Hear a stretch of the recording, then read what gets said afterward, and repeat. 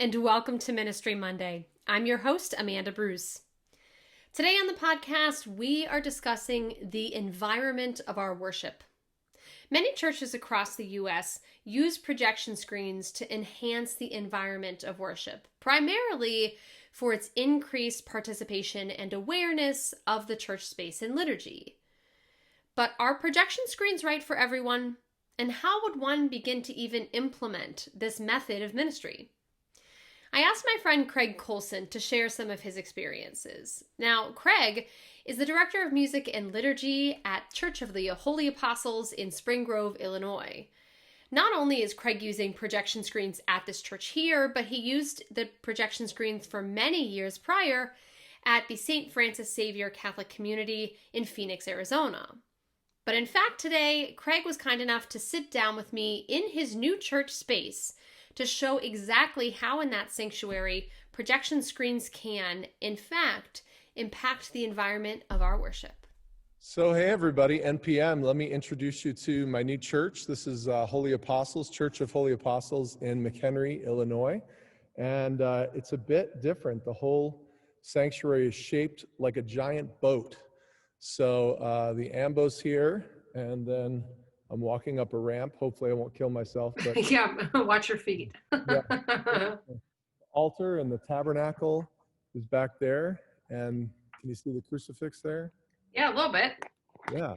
Oh, I'm not high enough. Wait a minute. There's the crucifix there. Mm-hmm. And then back here, there's the baptismal font in the entry there, the narthex. Mm-hmm. And then this is our music area here. So we're all plexiglassed out. So Look at that. yeah, so we have three plexiglass singer stations, if you will. Mm-hmm. What is it? The cone of shame or the cone of silence? Is that what it is? I think it's the cone of shame, but it depends on if you have a dog or not. If you have a dog or not, it's the cone of shame. Right. That's right. Now, what's behind you? I see like a lot of pictures on pews or something. Oh yeah, so this is really cool. The way, I've only been here a month, but the way they're separating the pews instead of doing all that tape, they had parishioners send in pictures of themselves and they printed them out. And so the pews that have pictures on them, you don't sit in. And the pews that don't have pictures on them, people sit in. So there's two pews separation. So if someone's kneeling down, you're not like right on top of the next person. So all around the church are pictures of people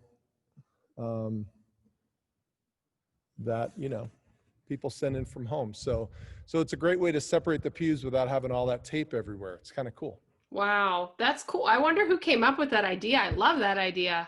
Yeah, I think my pastor did. I'll give him credit, Yeah. So. Okay, today on Ministry Monday, we have Craig Colson joining us. Hello, Craig. It's so nice to see you again. Hi, Amanda. Great to see you. And hello, everybody out there. So some of you may know, if you've been to an NPM convention, Craig and I have spoken about technology quite a few times. And so I asked Craig to talk with us today because Craig has quite a bit of experience in using projection screens. And so today's topic, of course, on the podcast is the environment of our worship and all the different things that embodies. And so, Craig, I just wanted to start and say, so of course you have experience using projection screens. So how, in your experience, do you think projection impacts the environment of our worship? Yeah. So, one of the best descriptions we had at the parish I used to be at in Phoenix, we had a visiting priest come, and he gave one of the best descriptions that I love is he says, I love coming to this parish because everybody's heads are out of their chest and they're looking up and they're singing. He's like, and I can hear the singing so much better when I come to this church. So it's one thing we're all, and the publishers will hate me for saying this, but you're all looking down at a hymnal and you're projecting your voice down. But when you're looking up, everyone, you'll be able to look at the people around you and to be able to participate, and be able to see everything on the screen. provided some things that we'll talk about in a little bit are all in place properly. Right. But you're able to sing and participate, hands-free kind of thing. So it's been I've seen it as a huge benefit. And would you say too, especially right now, in light of a time where a lot of us don't have hymnals in our pews because it's a shared surface, do you think projection could help with that during this time in our history? Yeah, I mean, absolutely. Where, because I've seen some churches, a lot of places, as we know, just aren't singing at all. But, if people have masks on and they're doing that safely, you can't use a hymnal like you're saying. So I've seen some places where they said, well, we're only going to do common songs that everybody knows, and well, that's great. And people can participate, obviously, as we know, as liturgists, as musicians, you can only go so far with those common hymns and those kind of things. There's going to be something that you want to, focus in on the vine and the branches this weekend, or, whatever it is. So to be able to use some of those other great songs, the only way you can do it is to be able to project it if you're not going to have some kind of a worship aid or a hymnal. So especially with COVID and the pandemic, I mean, it's really the way to go to engage people.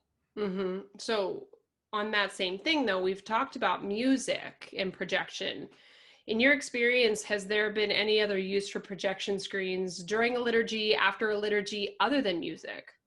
Yeah, absolutely. And the parish that I'm at here has a theme each week. So it's based off the gospel, obviously, but there's a group who gets together and works on a theme. So last week, our theme was Change Our Hearts. And one of the things that I think is cool here that they do is they have an image each week, and they purchase, that image, or they have a subscription or whatever it is, but they'll do an image, and that'll be up on the screen as people enter into Mass. So they know immediately when they come in or online, it's on the live stream, it says Change Our Hearts. There's that picture.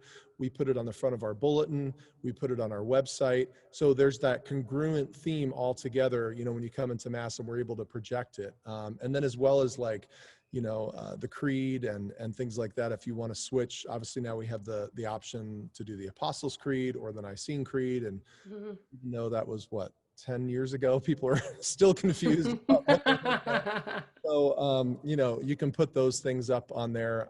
And one of the huge benefits that I've noticed is at funerals and weddings, where, you get a lot of people, the priest comes out, the Lord be with you. And they're like, and also with your spirit, because, they're about to say, and also with you, but then they look up and it's just right there, and with your spirit. And especially like the prayer, prayer for communion, Lord, I'm not worthy that you should enter under my roof, like just little things like that as well, that it's huge because you can just put it in their face. And when it's on a worship aid, I don't see as many people picking up the worship aids as I do people looking at the screens. So. Right, because this is a very non-liturgical term, but it's a little more in their face, if you will. I mean, yeah. In their face, yeah. That should be a liturgical term. I think we could coin it. In thy face. I think I'd add thy. Yeah. Him.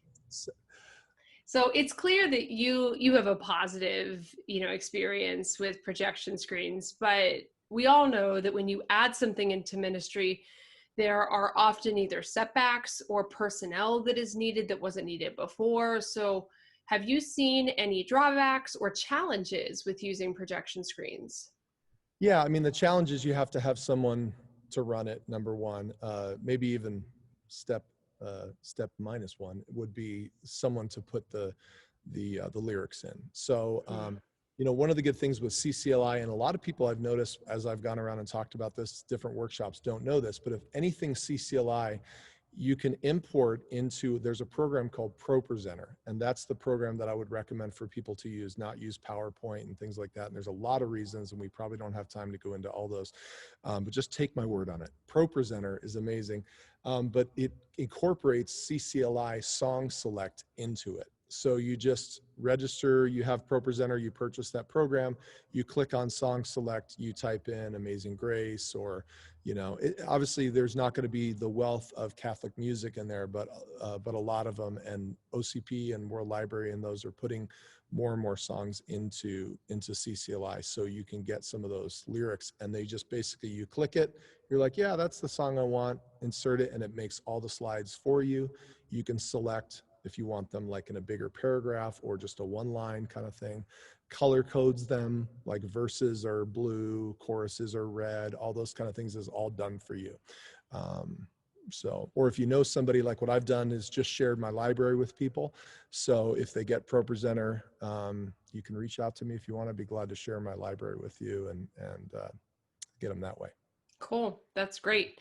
So it's clear too that it requires liturgical prep, like you said, with the lyrics. It requires a person that wasn't there before. How does one recruit for something like that? Is it different than recruiting for a cantor or anything like that? Because they're really working with more technology than anything, right? Yeah, and it's pretty simple. So there's an app for ProPresenter. So you can run it from the computer, from an iMac or a laptop or anything like that. But you can also sync in. So if you just have to have a simple router, not a router that goes to the internet, but a router that you just buy, like a Netgear or an Apple router, $100 or so. You log your computer that you're using ProPresenter onto that router, and you log your phone or your iPad into that same router. You download the app, it's like $5, and you're able to run ProPresenter from an iPad or a phone. So because I'm a drummer and I'm used to like multitasking, I can actually do that myself, where I can run that at the piano. Some people can't do that, and that's fine. But it's a great way to get like high school teens involved, things like that, like, and they can sit with their families, so you don't have to like sit somewhere else in the church, or you can, if you want, you can do it at the computer, but you can just have the iPad in the congregation, and it's super simple. It's just basically you have a playlist of songs, you click the gathering song, All Creatures of Our God and King, and here come boxes of just 7 or 8 slides, and you have them color coded or just in order, and they just click each one. The thing you want to train people is to be like one word ahead. That's the other tricky part. So as we get to the second to last word, because I think people kind of have a tendency to read a few words ahead.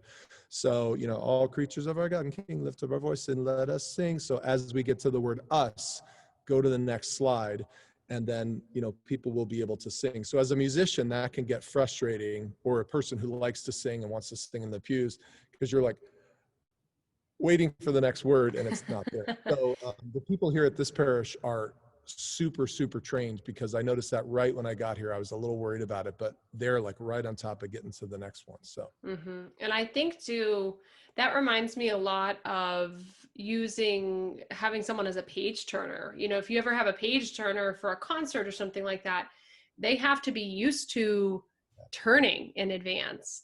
But to the normal congregant, that's not as normal. But to musicians, like you said, it's probably something you can get used to pretty quickly.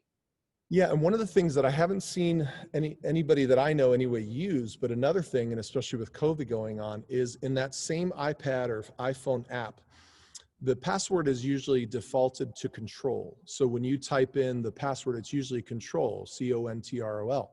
You can also type in observe into that iPad app, and someone can hold their own iPad. You just give them the Wi-Fi link to that router, and they can type in observe, and they can just watch the lyrics on their iPad or tablet as well. That's another feature. They can't change anything, but if people are sight impaired, or they can do that as well. So that's another option as well.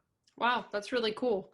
That also helps to diffuse anyone that complains if the screen is too far away for them. Exactly. And if they don't feel like people are turning it fast enough, they'll be able to see them all right there. Oh yeah, that makes sense. And with ProPresenter too, the other thing that it does, for other applications, you can do video. So let's say, a father wants to show some slides in his homily or that kind of thing. I saw a guy hold up a picture one time, and nobody could see it. It was so small. But like in this first slide, and if they want to show an image, like our priest last Sunday showed a quote from Mother Teresa and something that we had on our Facebook page that got a bunch of likes during the week, and he shared it with everybody, and we were able to put it up on the screen. Videos for the bishop's appeal, which I've been at some churches where they're like, oh, we got to bring in 100 TVs and put them all over the church, and get the sound working, and just because it's the bishop's appeal video. So you can just easily do that.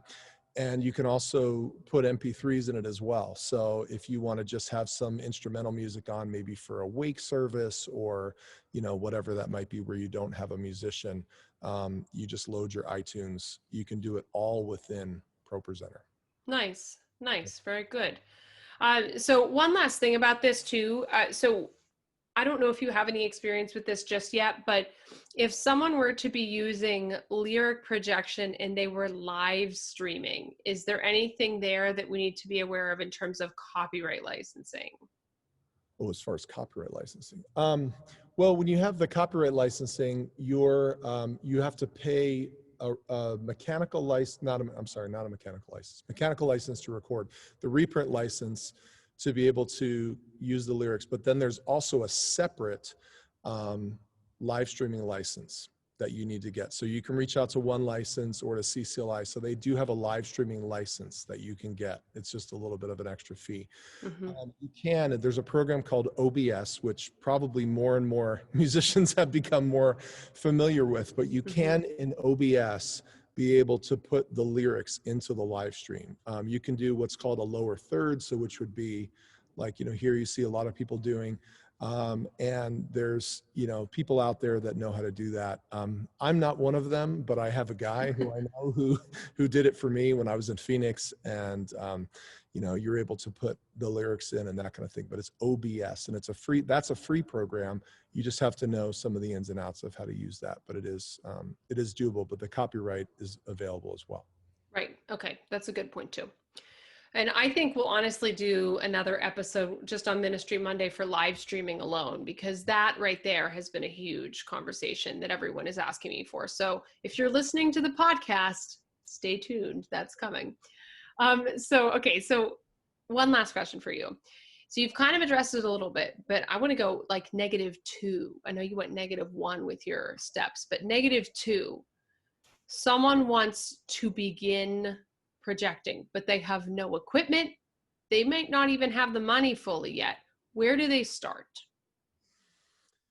Yeah. So, you have to make sure your space can handle a screen. So I'll show you, let me pick up the laptop here and I'll show you kind of the way we have our, hopefully it's so hard to see this when I'm doing this by myself.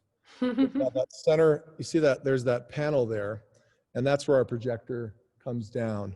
And there's one just opposite on the other side. So the projectors actually shoot across. So we have a great space for it here. I've seen some really traditional type churches that have done it really well, that have found places to do it. So I would say the first place to start is to talk to a reputable sound video company and get a bid. To start there, because it's not something you want to just put up a screen and do it kind of wonky. It just really depends a lot upon your space. Some places it's the last parish I was at, St. Francis Xavier in Phoenix, and Amanda, when we did those workshops, I think I showed some pictures of this, but the ceilings were it was a cathedral type church. The ceilings were so high, they said, man, there is no way we can hang a projector in this place. But we found there's an Epson, E-P-S-O-N, Epson, the brand. There's a short throw projector. And what it stood was in a cart. You could stand it kind of a few feet from the projector and it threw straight up. So the brightness isn't as good as one of the newer laser projectors and all those kind of things, but it was sufficient. And we had a lot of stained glass windows, so a lot of light coming in the church. But it worked well where we just had a little stand kind of built, like a case built with a top on it. He popped the top up and it went right there. So, I would say the first thing you want to do is consult a video company. And then you want to look at a good program. And again, I highly recommend Propresenter. And then some people are like, well, we can't afford all this and the iPads. I actually did it here. We've already gotten 3 iPads donated just in the 3 weeks that I've been here. Just ask people for iPads. I'm telling you, this is like the gold thing. People are like, how do you get all these iPads? I'm like, just mass and at mass. If you have an old iPad, or if you're gonna, some people have one with a little crack in it, and it's not that big a deal, or you might spend $100 and get the screen fixed or something like that. But literally, like I said, like I've been here, I've already gotten 3 iPads. With Propresenter, it doesn't matter really, as long as it's like a 2nd generation and up. It works well to use that. So. Okay. Good. So if anyone has any follow-up questions, is it okay if I give them your contact information in the show notes of this episode? Of course. Craig.Colson@gmail.com. Okay. Fabulous. Okay, good. Well, this gave me a lot to think about, and you and I have presented on this topic many times. So thank you again for your time today. Thank you also, by the way, for those of you who are listening, and I don't know if you're getting this, but like Craig is brand new on his job and he was willing to sit down and talk with us. So thank you so much for sharing your time and your expertise always. My pleasure. It's an honor to be here. Thanks for asking.